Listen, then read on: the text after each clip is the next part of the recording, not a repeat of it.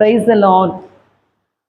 இந்த நாட்களில் பார்த்தீங்கன்னா நிறைய பேர் நிறைய பிரச்சனையோடு இருக்கிறோம். கடன் பிரச்சனையால பாதிக்கப்பட்டிருக்கோம். பாவத்துக்குள்ளே கிடக்குறாங்க நிறைய பேர். அவங்களுக்குள்ளே ஒரு குற்ற மனசாட்சி. இந்த பாவத்துலேருந்து நம்ம எப்படி வெளியே வர்றது? ஏசப்பா பிடிக்கும், ஆனால் அந்த பாவத்துலேருந்து வெளியே வர்ற போக்கு தெரியல. இப்படி நம்ம இருந்தோன்னா எப்படி நம்மளுடைய ஆத்மா பரலோகத்துக்கு போகணும் அப்படி கஷ்டப்படுறாங்க.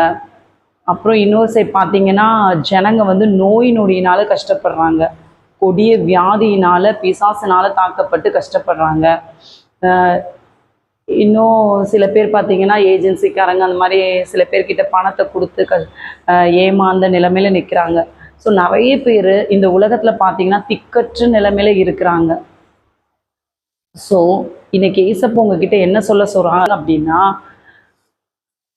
ஒரு நாளில் நீங்கள் 100 தடவை ஏசப்பா ஸ்தோத்திரம், ஏசப்பா ஸ்தோத்திரம், ஏசப்பா ஸ்தோத்திரம்னு சொல்லிக்கிட்டே இருங்க.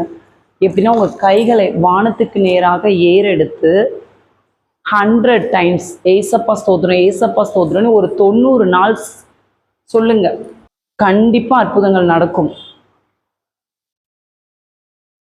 இன்னொரு மாதிரி கூட நீங்கள் பண்ணலாம். எப்படின்னா ஒரு நாள் 5000 ஸ்தோத்திரம் சொல்லலாம். ஏசப்பா ஸ்தோத்திரம், ஏசப்பா ஸ்தோத்திரம்னு 5000 தடவை நீங்கள் சொல்லலாம்.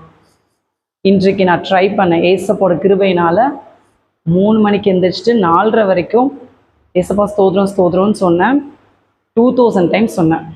இன்னும் ஒரு 3000 டைம்ஸ் இருக்குது. நீங்கள் இதை சொல்லும்போது என்னென்னா ஏசப்பாவை நினைக்கணும்.